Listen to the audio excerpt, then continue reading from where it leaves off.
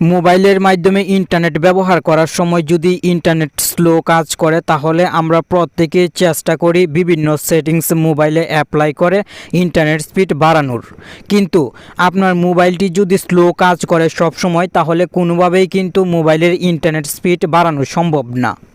আজকের এই ভিডিওতে আমি আপনাকে এমন কিছু টেকনিক শিখিয়ে দিব, যে টেকনিকগুলো সঠিকভাবে আপনার মোবাইলে যদি অ্যাপ্লাই করতে পারেন, তাহলে আপনার মোবাইলটি যে মডেলের অথবা ভার্সনেরই হোক না কেন খুব সহজেই ইন্টারনেট স্পিড বাড়িয়ে নিতে পারবেন, আর আপনার মোবাইল অনেক ফাস্ট কাজ করবে সব সময়। ভিডিওটি খুবই ইন্টারেস্টিং হবে, অবশ্যই মনোযোগ সহকারে শেষ পর্যন্ত কন্টিনিউ করার চেষ্টা করবেন। হ্যালো ফ্রেন্ড, আপনি প্রতিবারের মতন টেক অন বাংলা চ্যানেলের নতুন আরও একটি ভিডিও দেখছেন, আর সম্পূর্ণ ভিডিওতে আমি থাকবো আপনার বন্ধু নাসিম।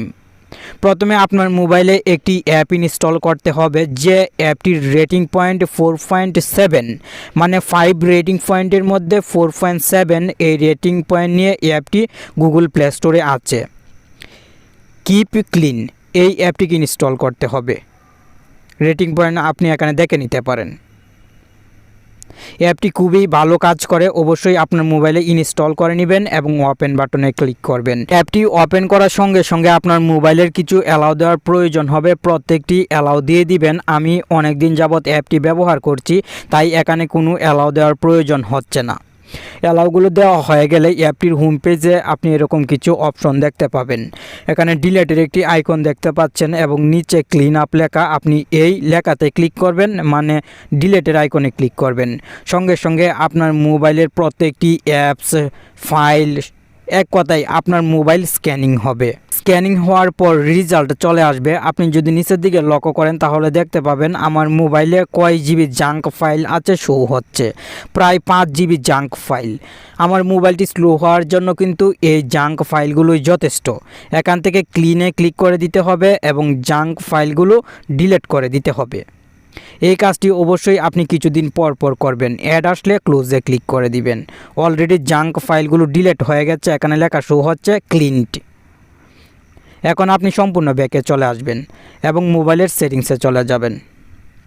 সেটিংসে চলে আসার পর উপরের দিকে লক্ষ্য করলে সিম কার্ডস অ্যান্ড মোবাইল ডেটা একটি সেটিংস দেখতে পাবেন, এই সেটিংসে ক্লিক করবেন এবং যে সিমের মাধ্যমে ইন্টারনেট ইউজ করবেন সেই সিমে ক্লিক করবেন। আমি সিম 1 দিয়ে ইন্টারনেট ব্যবহার করি, তাই সিম 1-এ ক্লিক করলাম এবং ডেটা রোমিং সেটিংসটি দেখতে পাচ্ছেন আমি অন করে রেখেছি।